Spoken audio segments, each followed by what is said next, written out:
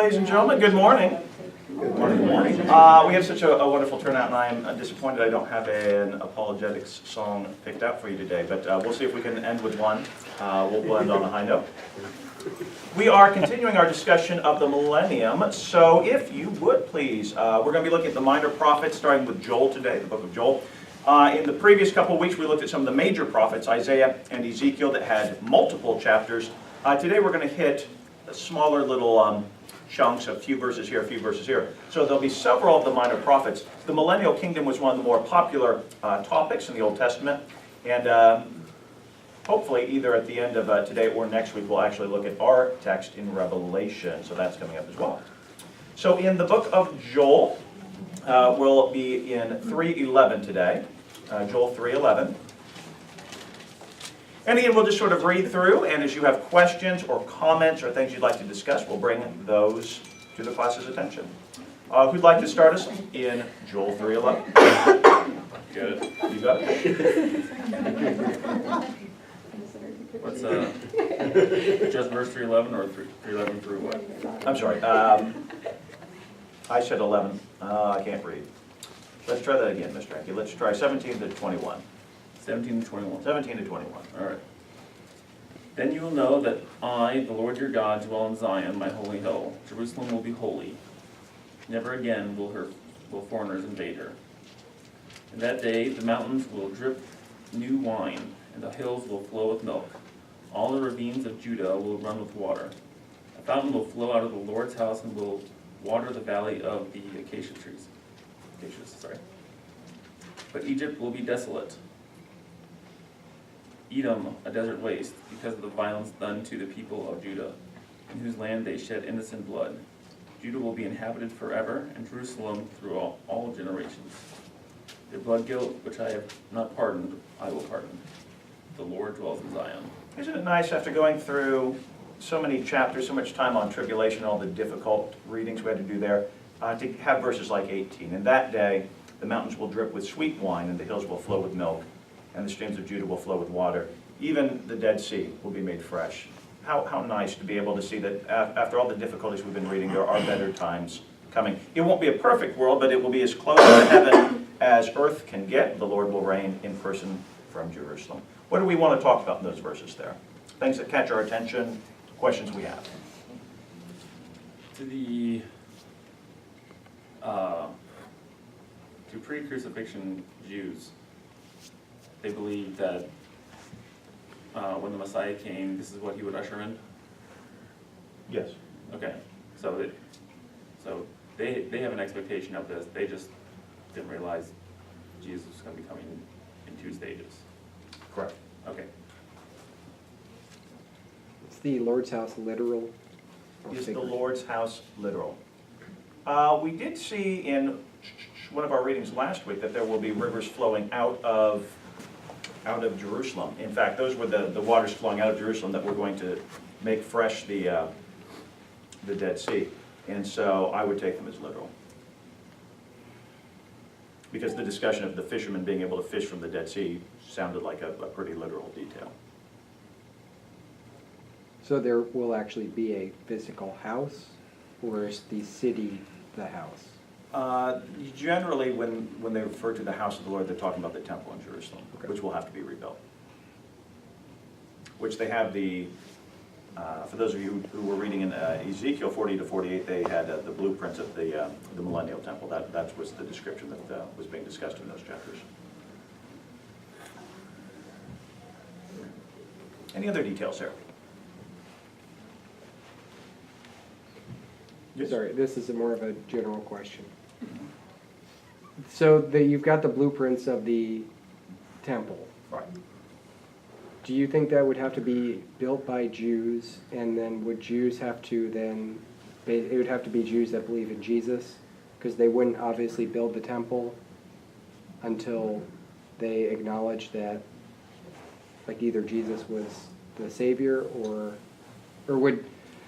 would Jews that don't believe in Jesus wait until the Savior came back or the Messiah came back, or would they build the temple before that? There's actually going to be more than one temple built. There's a tribulation temple that will exist. we know of that Daniel talks about one of the things that's going to be a warning sign to the Jews to flee, to get out. Jesus talked about when you see the abomination spoken of by Daniel the prophet, you need to flee. Don't go up to your rooftops to get anything. If you're out in the field, don't go back to your house. Just get out of town. So there'll be a temple in the tribulation period. This temple is different. If you read through the description, it actually can't be built today because it's too large to fit into the landscape. It's Jerusalem right now is too hilly and rocky. It's not a flat enough place to build a temple this massive.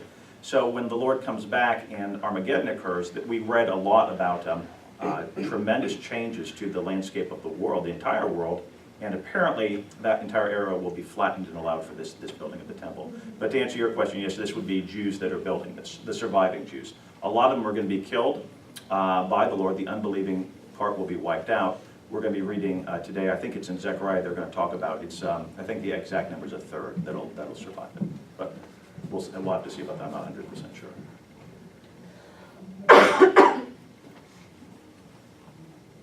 Any other questions, comments, details? I think it's interesting that Jesus will be desolate. Edom, what is that area? Is that part of Egypt or is that? Edom was the area south, I believe southeast of Israel. That was, if you remember Esau in the Old Testament, I'm pretty sure those were his descendants, filled in the land of Edom. And they were a constant thorn in Israel's side, as was, of course, Egypt. And so those countries will be destroyed. Again, I would take that at the time of Armageddon. They'll be destroyed. Because we'll see in the Millennial Kingdom, people will move into that area and re-inhabit it. But at the Lord's coming, all of those nations, including all the other nations that don't worship the Lord, will be destroyed.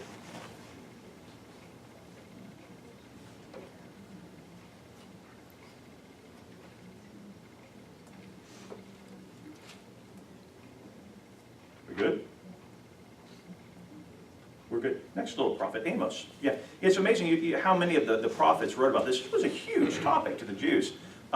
You have to put yourself in their shoes. They had been scattered out of their land. Their nation had been split. They were kingless. They were being ruled over by other people. So this idea that one day they'd have a future again, that their country would be made whole, that they would have a king ruling over them, that was a huge source of comfort for them. And so many of the prophets discussed this as a way of delivering hope to the Jewish people. And so in the very next prophet was Amos.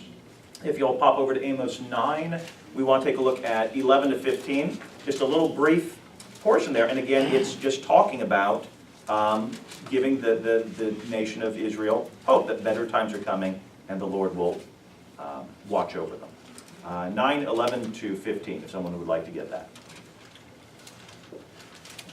I will restore David's fallen shelter. I will repair its broken walls and restore its ruins, and will rebuild it as it used to be, so that they may possess the remnant of Edom and all the nations that bear my name, declares the Lord, who will do these things.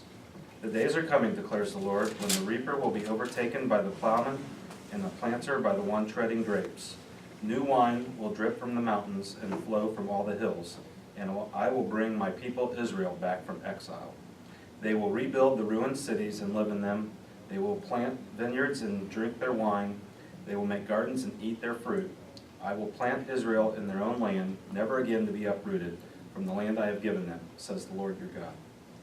It's just a wonderful message of hope. I especially like the part in verse 13 where it talks about the plowman overtaking the reaper. The normal toil of farming has been lessened to the point where now the person who is harvesting is actually able to do so easily, so quickly, that metaphorically here he's overtaking. Did I read that right? Okay, well I'm just going to stop talking. What do you guys think?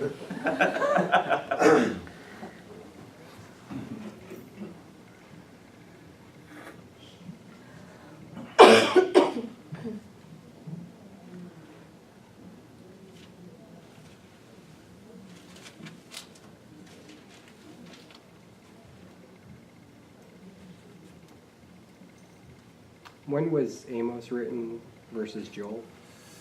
That I cannot say. I think they were prophets. I think Amos was a prophet for the northern kingdom, which would have put him prior to 722, but I'm going to cheat and peek at my little notes here and see. said 760 to 750 BC Okay. for Amos. They just use the same basic vision. New wine will drip from the mountains and flow from all the hills. And Joel was 835 to 796 BC. In the same century. Anything there? Just again, kind of a message of hope and that there are these better times coming. All right. Let's see, we're going to skip a few now and pop over to Micah, which is about 3 books further along. Micah chapter 4. It was written 742 to 687. Thank you. Got our timeline there. Micah chapter 4 has some of the most famous descriptions of the Millennial Kingdom. I'm sure you'll have heard this. If someone would like to read Micah 4, verses 1 through 8. I've got it. Thank you. In the last days, the mountains of the Lord's temple will be established as chief among the mountains. It will be raised above the hills, and peoples will stream into it. Many nations will come and say, "Come, let us go up to the mountain of the Lord, to the house of the God of Jacob. He will teach us his ways, so that we may walk in his paths. The law will go out from Zion, the word of the Lord from Jerusalem. He will judge between many peoples, and will settle disputes for strong nations far and wide. They will beat their swords into the plowshares, and their spears into pruning hooks. Nations will not take up sword against nation, nor will they train for war anymore. Every man will sit under his own vine and under his own fig tree, and no one will make them afraid, for the Lord Almighty has spoken." The 4, right? Through 8, sorry. Sorry. All the nations may walk in the name of their gods. We will walk in the name of the Lord, our God, forever and ever. In that day, declares the Lord, I will gather the lame, I will assemble the exiles, and those I have brought to grief. I will make the lame a remnant, those driven away a strong nation. The Lord will rule over them in Mount Zion from that day and forever. As for you, O watchtower of the flock, O stronghold of the daughter of Zion, the former dominion will be restored to you. Kingship will come to the daughter of Jerusalem. All right, thank you. What do we think about that? Lots of good stuff there. I like the visual in verse 4. Her man will sit under his own vine and under his own fig tree, and no one will make him afraid.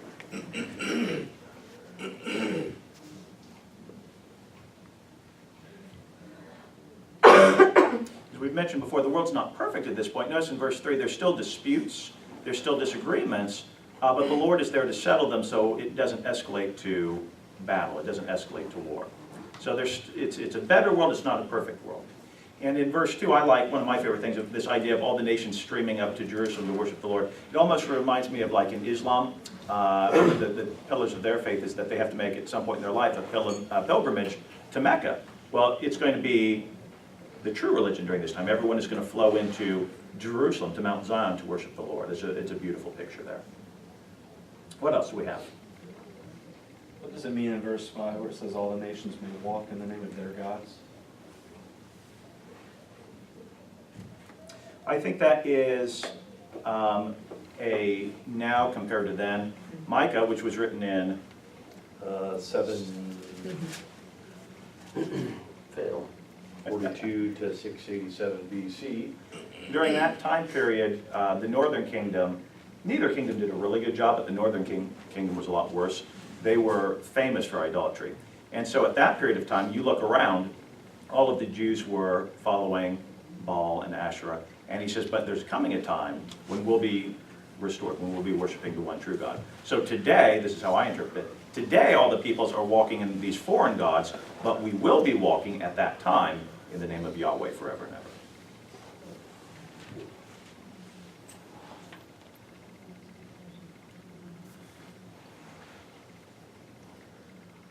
Anyone else?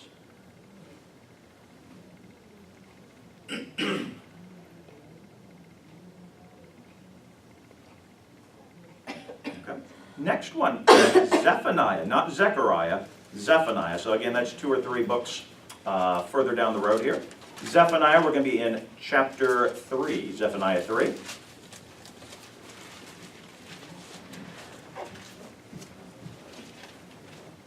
And in Zephaniah 3, let's go, let's see, 9 through 20. Zephaniah 3, 9 through 20.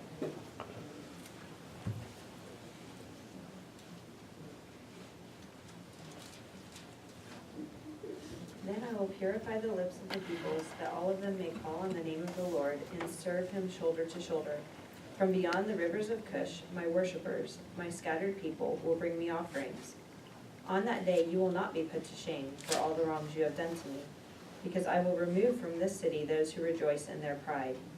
Never again will you be haughty on my holy hill, but I will leave within you the meek and humble who trust in the name of the Lord. The remnant of Israel will do no wrong, they will speak no lies, nor will deceit be found in their mouths. They will eat and lie down, and no one will make them afraid. Sing, O daughter of Zion, shout, O Lord of Israel. Shout aloud, O Israel. Be glad and rejoice with all your heart, O daughter of Jerusalem. The Lord has taken away your punishment. He has turned back your enemy. The Lord, the King of Israel, is with you. Never again will you fear any harm. On that day they will say to Jerusalem, do not fear, O Zion. Do not let your hands hang limp. The Lord your God is with you. He is mighty to save. He will take great delight in you. He will quiet you with his love. He will rejoice over you with singing. The sorrows for the appointed feasts I will remove from you. They are a burden and a reproach to you. At that time I will deal with all who oppressed you. I will rescue the lame and gather those who have been scattered. I will give them praise and honor in every land where they were put to shame. At that time I will gather you. At that time I will bring you home. I will give you honor and praise among all the peoples of the earth when I restore your fortunes before your very eyes, says the Lord. So another promise of the restoration of Israel there. Verse 15 is one I particularly like. The King of Israel, Yahweh, is among you. How awesome is that going to be on that day? Jesus ruling in person, be able to see him and touch him. Same thing in 17. Yahweh, your God, is among you, a warrior who saves.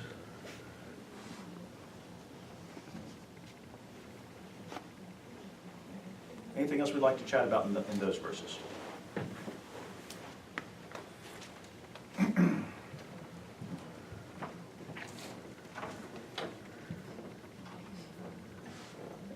If not, our final Old Testament passage is in the book of Zechariah. Almost at the very end there. Just before Malachi, we have Zechariah. We're going to do a little bit in chapter 13. Zechariah 13.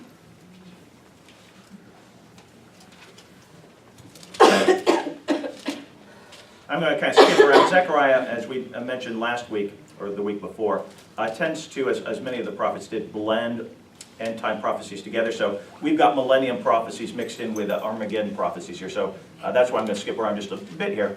But in Zechariah 13, if someone would like to read verses 1 and 2, and then 8 and 9. 1, 2, 8, and 9.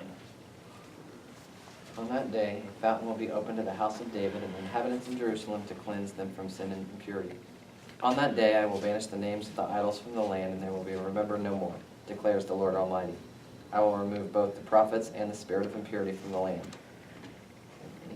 And then 8 and 9, yeah. In the whole land, declares the Lord, 2/3 will be struck down and perish, yet 1/3 will be left in it. This third I will put into the fire. I will find them like silver and test them like gold. They will call on my name, and I will answer them. I will say, they are my people, and they will say, the Lord is our God. Okay, thank you. So again, there's the fraction. Not all the Jews will come to faith. Well, not all the Jews came to faith the first time the Lord came, but 1/3 of them will, and then the other 2/3 will be killed. Anything there? Okay. Same book, chapter 14. If someone would like to read 8 through 11. On that day, living water will flow out from Jerusalem, half to the eastern sea and half to the western sea, in summer and in winter. The Lord will be king over the whole earth. On that day there will be one Lord, and his name the only name. The whole land, from Geba to Rimmon, south of Jerusalem, will become like the Arabah, but Jerusalem will be raised up and remain in its place, from the Benjamin gate to the site of the first gate, to the corner gate, and from the tower of Hananel to the royal winepress. It will be inhabited, never again will it be destroyed. Jerusalem will be secure. And I'm going to skip over to verse 16 and finish it off.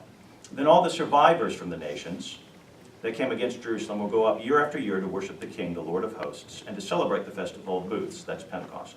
Should any of the families of the earth not go up to Jerusalem to worship the King, the Lord of hosts, rain will not fall on them. And if the people of Egypt will not go up and enter, then rain will not fall on them. This will be the plague the Lord inflicts on the nations who do not go up to celebrate the festival of booths. So again, it's not going to be a perfect millennium. The Lord is going to be ruling with a rod of iron here. Verse 19. This will be the punishment of Egypt and all the nations that do not go up to celebrate the festival of booths.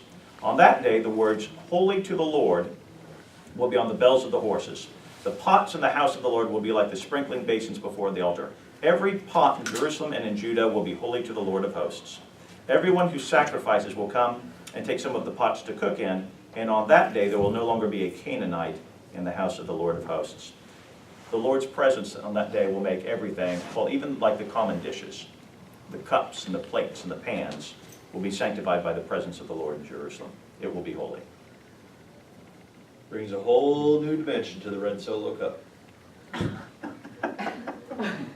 So, when you think about the men of Jews, it's really interesting. My sister-in-law was hired by a Jewish family to be like an assistant, and they assumed she was Jewish because of her last name.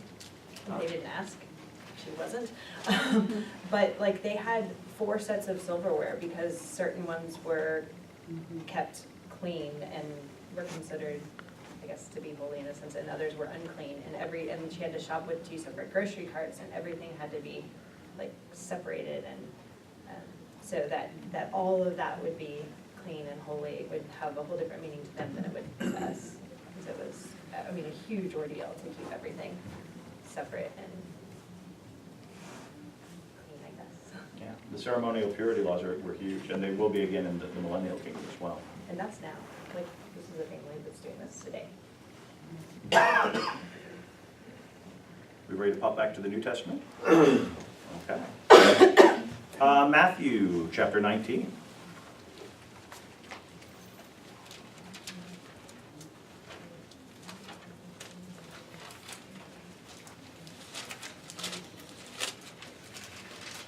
In Matthew 19, we have Peter is asking God, what's in it for us?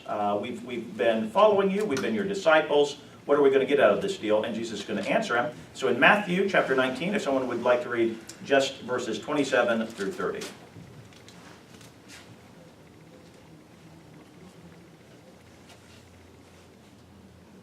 Peter answered him, "We have left everything to follow you. What then will there be for us?"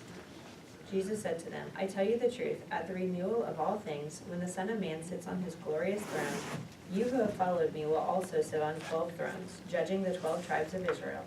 And everyone who has left houses, or brothers, or sisters, or father, or mother, or children, or fields for my sake will receive 100 times as much and will inherit eternal life. But many who are first will be last, and many who are last will be first." So the 12 disciples themselves will be, each one will be ruling over one of the 12 tribes of Israel, judging over them. But it goes on to say, everyone who has suffered loss in this earth, and speaking, this is New Testament, so we're talking church age here, is going to have, what does it say, 100 times more in the age to come. But many who are first will be last, and the last first. We've heard that statement before. It is a reference to the Millennial Kingdom. So the disciples are sitting on the 12 thrones.